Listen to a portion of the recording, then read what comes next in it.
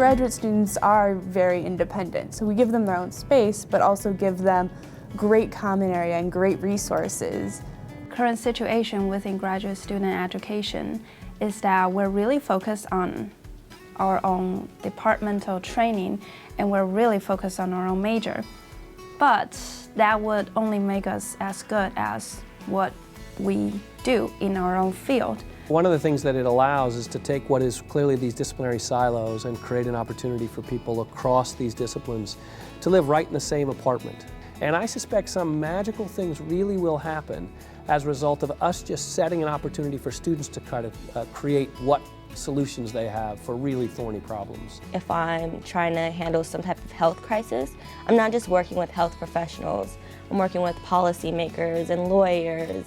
So it doesn't make sense for me to learn about these things by myself and with people who think like me, because the world isn't made up of people who think like me. It's going to challenge you, and it's going to challenge you to learn, and it's also going to give you the experience, the comfort, the confidence to communicate with and collaborate with people who come from different perspectives than you do. Innovation doesn't typically happen in disciplines. It happens at the edges of disciplines. It happens between them. And the reason is the building blocks that you're missing to do something radically new are often found in the next discipline over. And it's that overlap that's so exciting.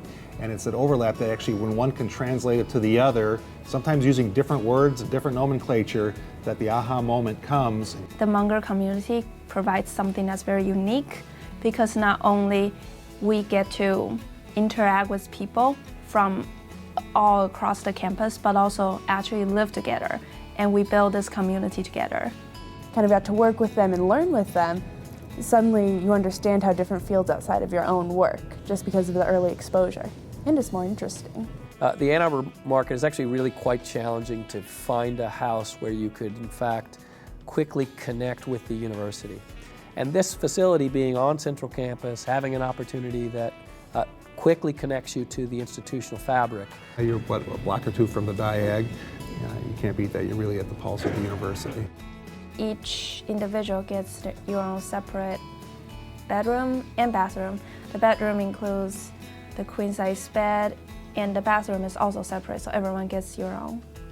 You really do have to understand and develop a literacy in other fields and not just your own, as well as build a competency in dealing with professionals of other fields. I already know how I think, Right. but I don't know how the engineer thinks or how the mathematician thinks or how the chemist thinks.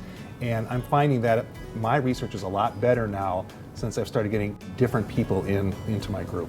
These are often referred to as creativity clusters. And why most innovation happens in creativity clusters is very simple. Innovation is not produced through alignment.